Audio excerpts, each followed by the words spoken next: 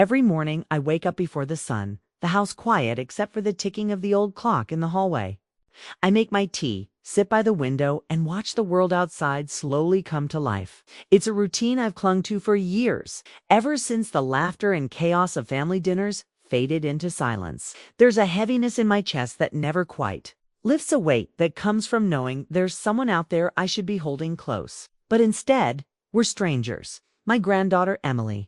I haven't seen her in nearly 4 years. Not since that terrible argument that tore our family apart. Sometimes I wonder if she thinks of me at all, or if she's managed to forget the woman who used to braid her hair and sneak her extra cookies after dinner.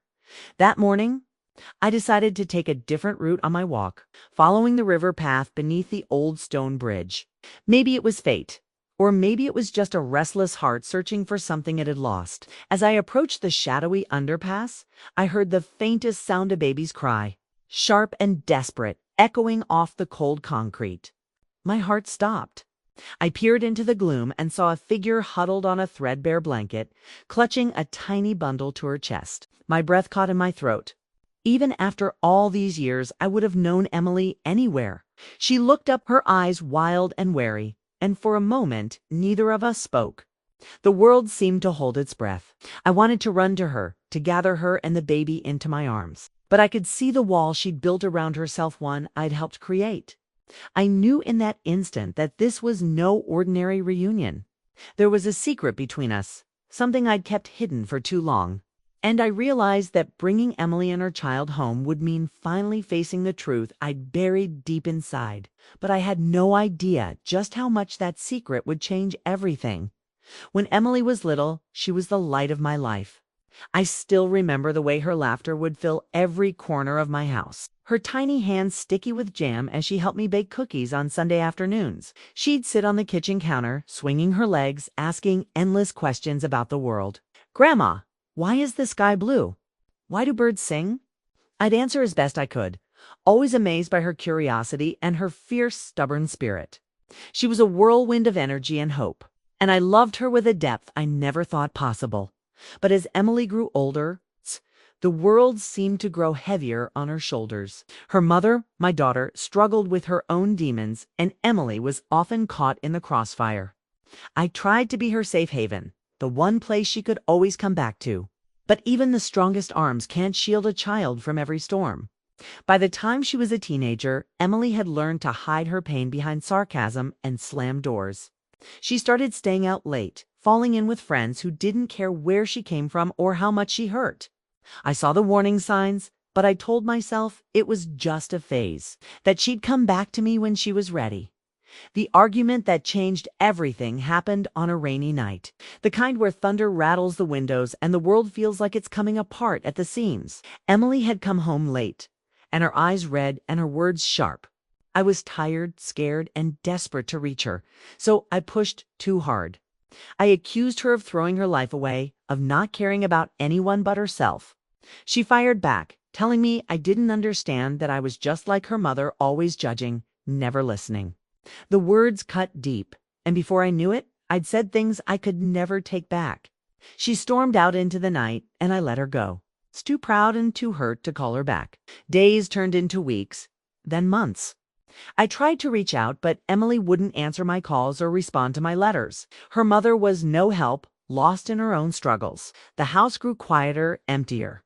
I kept her room just as she'd left it, hoping she'd walk through the door and we could start over. But as the years passed, hope faded into regret.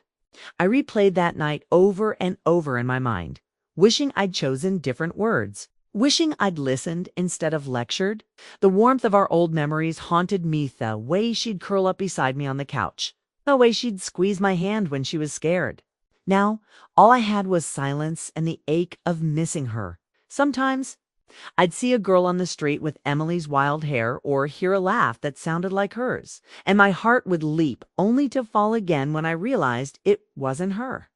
I wondered where she was, if she was safe, if she'd found someone to love her the way I always had. The guilt gnawed at me, a constant reminder of the night I let my granddaughter slip through my fingers. I told myself I'd do anything for a second chance, but deep down, I feared it was too late. The warmth we once shared had been replaced by a cold, unyielding distance, a chasm I didn't know how to cross. And yet, even as the years passed, I never stopped longing for the day I might see her again. Never stopped hoping that somehow we could find our way back to each other. For a long moment, I just stood there, frozen beneath the bridge, watching Emily rock her baby back and forth. My mind raced with questions and fears. Should I call out to her?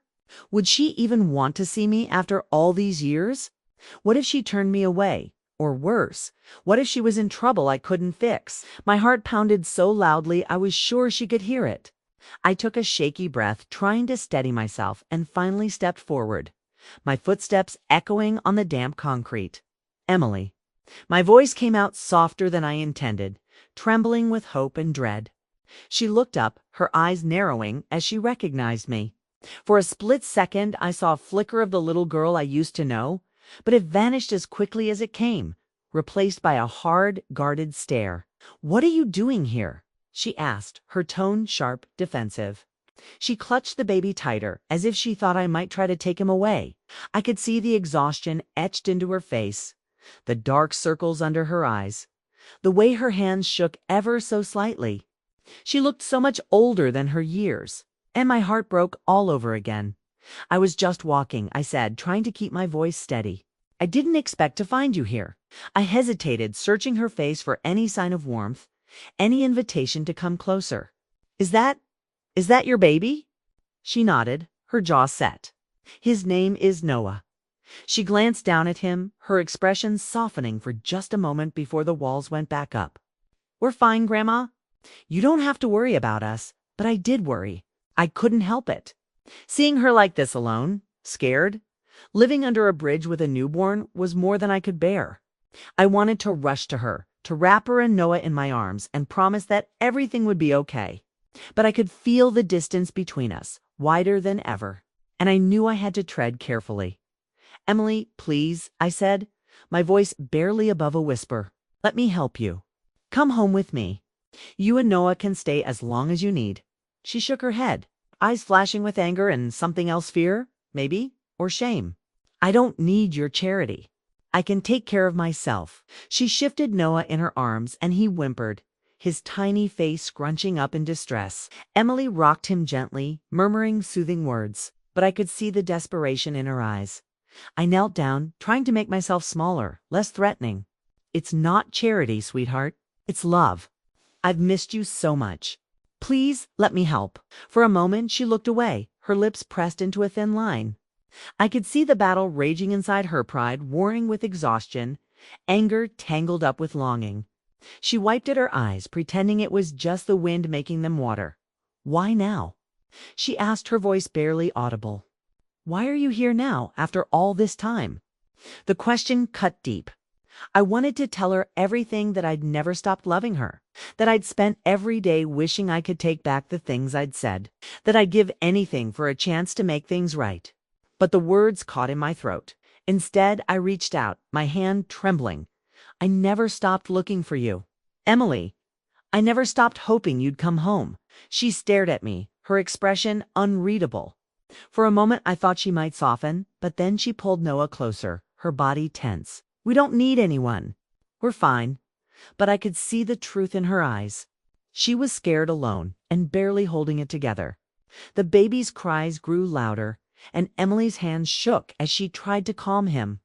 My heart ached for both of them, for the little girl I'd lost and the young mother she'd become. I wanted to tell her about the secret I'd kept all these years, the truth that might change everything between us. But I knew it wasn't the right time. Not yet. First, I had to find a way to reach her, to break through the walls she'd built. I had to show her that no matter what had happened, she and Noah would always have a place in my heart and in my home. As I watched her struggle to comfort her son, I realized just how high the stakes had become. This wasn't just about mending an old wound.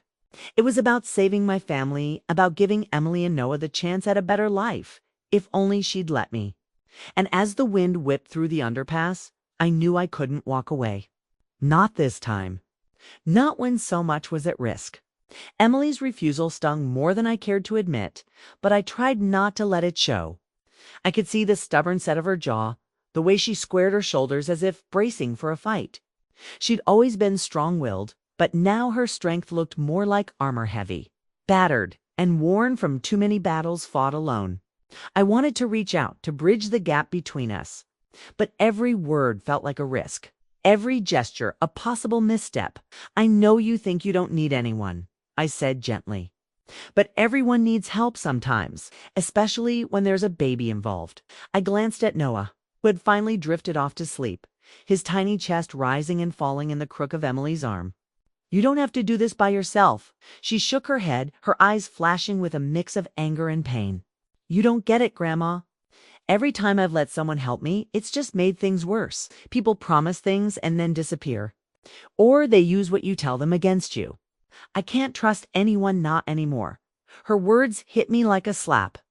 I wanted to protest, to tell her I was different, but I knew better than to make promises I couldn't keep.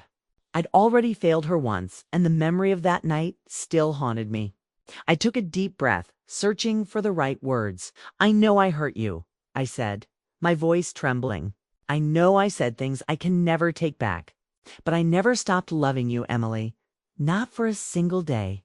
I've made mistakes more than I can count, but I want to make things right. Please, let me try." She looked away, her lips pressed into a thin, bitter line. "It's not that easy. You can't just show up and fix everything. You don't know what I've been through. You don't know what it's like to have nowhere to go. To have people turn their backs on you when you need them most." I felt a lump rise in my throat. "You're right. I don't know everything you've been through, but I do know what it's like to lose someone you love. I know what it's like to live with regret, to wish you could go back and do things differently." My voice cracked, and I had to pause to steady myself.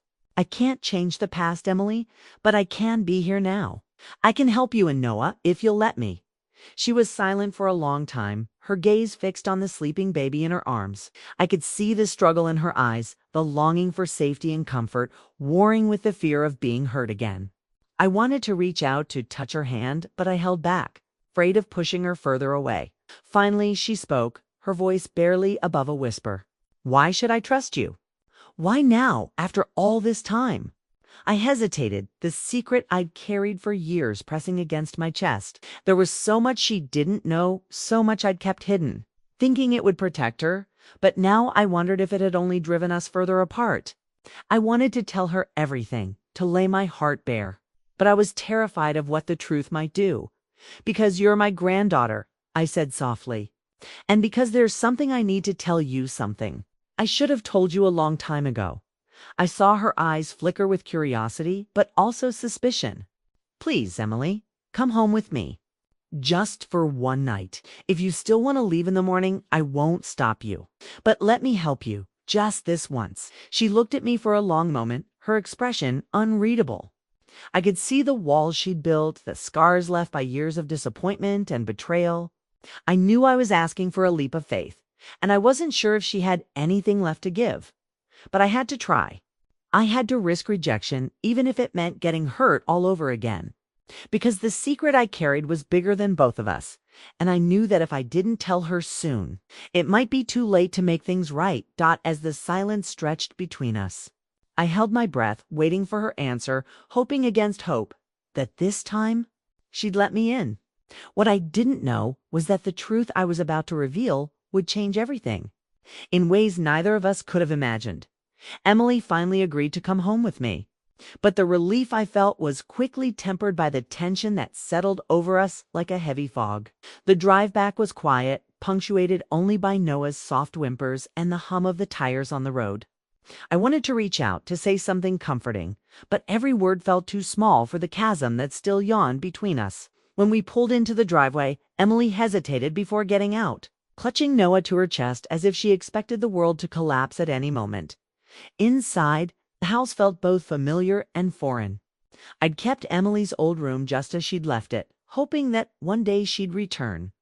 As I led her down the hallway, I saw her eyes dart around, taking in the faded posters on the wall, the stack of books on the nightstand, the stuffed bear she'd loved as a child.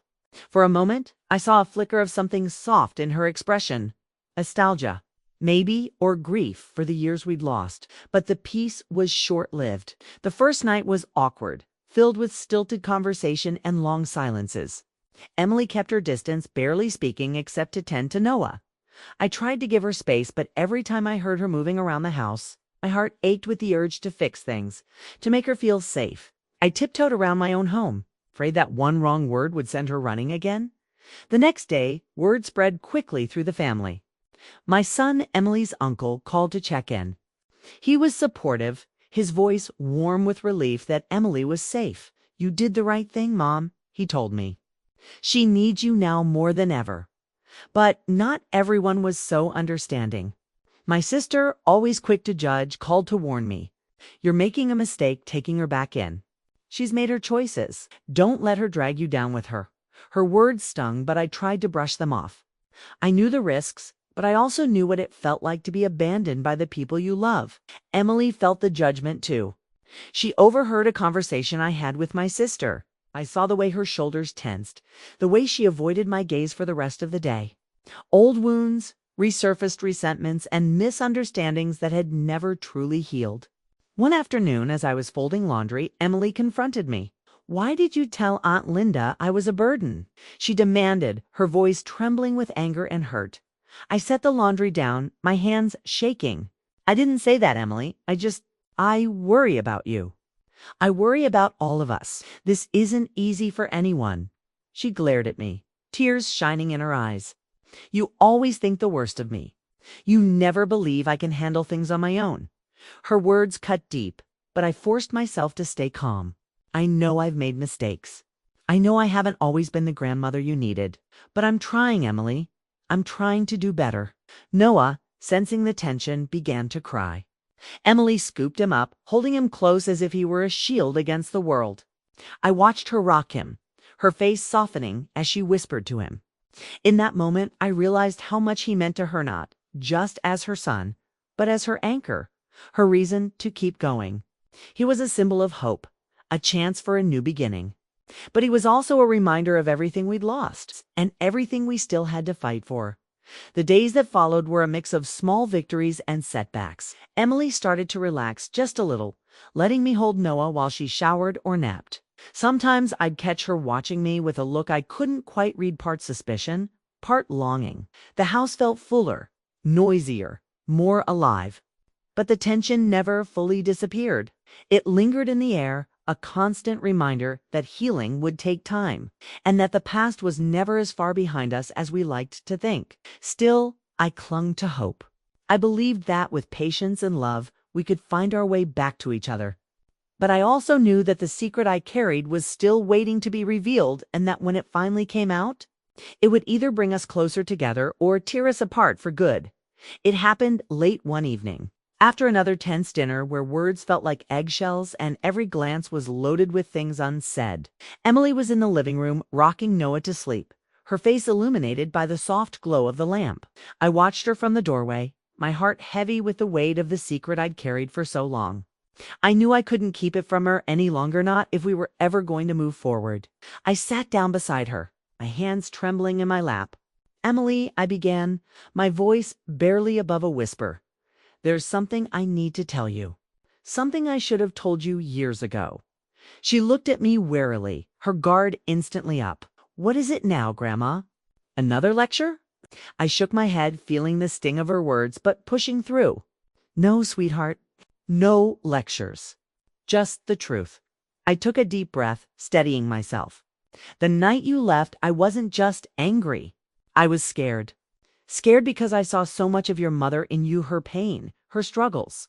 And I blamed myself for not being able to save her from her own demons. I thought if I could be harder on you, maybe I could protect you from making the same mistakes. But I was wrong. I pushed you away when you needed me most." Emily's eyes filled with tears, but she didn't look away. "You always compared me to her. You made me feel like I was destined to fail." I reached for her hand, surprised when she didn't pull away. "I know, and I'm so sorry. But there's more. Your mother. She wasn't just struggling with herself. She was struggling with secrets I never told you. She was adopted, Emily. She never knew her birth parents, and she carried that pain her whole life. I thought I was protecting her by keeping it quiet, but it only made things worse. And when you started asking questions, I shut you down because I was afraid. I was afraid of losing you too. Emily stared at me, her mouth slightly open in shock. Why didn't you ever tell me? Tears spilled down my cheeks because I was ashamed. I thought if I could just hold everything together, maybe the past wouldn't catch up with us. But it did. And I'm so sorry for all the ways I failed you. For a long moment, we sat in silence, the truth settling between us. I could see the wheels turning in Emily's mind. The way her anger softened into something more complicated: grief, understanding, maybe even forgiveness. I wish you'd told me, she whispered, her voice breaking.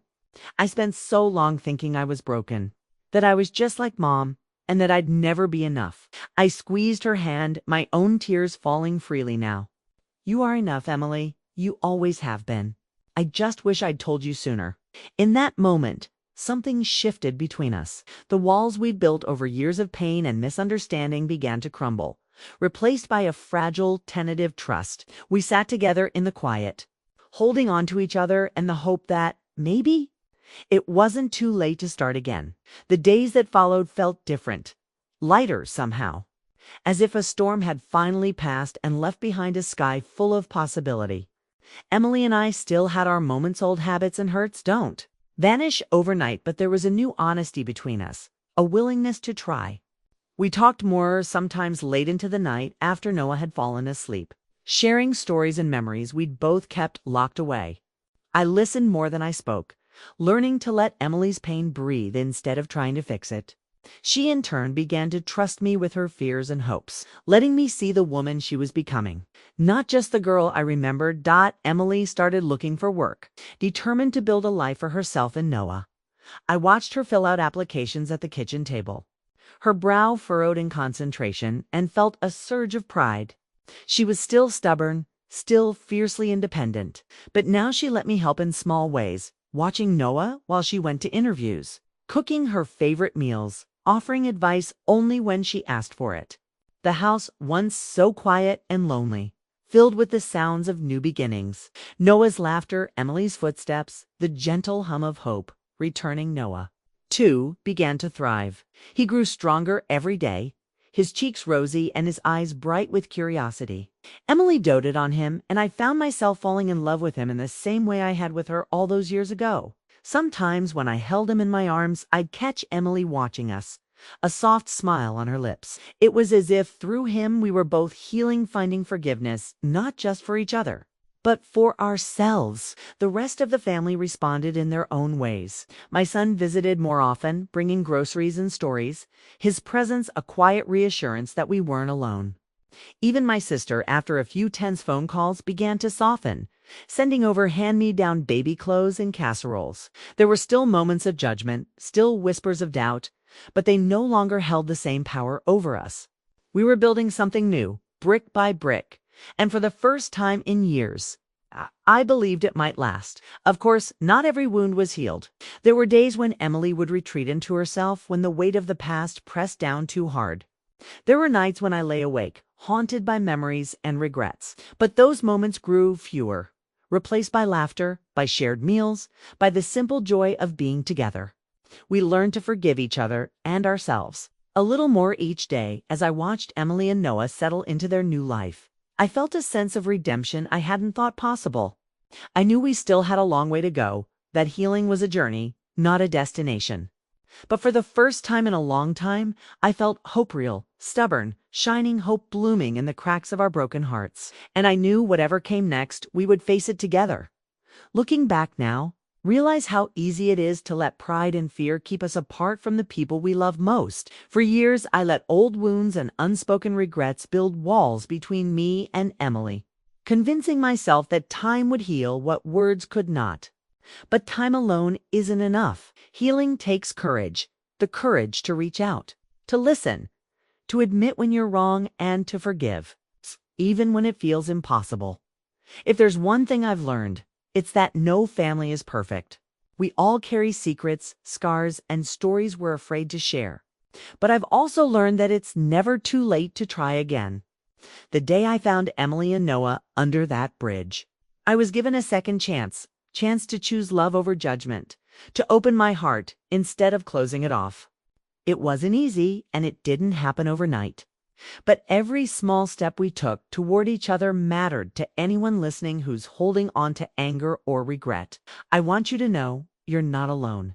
Maybe there's someone in your life you've lost touch with, someone you miss but don't know how to reach. I hope our story gives you the courage to take that first step, even if it's just a phone call or a letter. You never know how much healing a simple act of kindness can bring. Our family isn't perfect, and we still have a long way to go. But we're learning together that forgiveness is possible and that hope can grow in the most unexpected places. If you're longing for reconciliation or a fresh start, don't give up. Sometimes the most beautiful chapters begin with a single, brave decision to reach out. And who knows, maybe your story of healing is just beginning too. Stay with me, there are more stories of hope and second chances to come.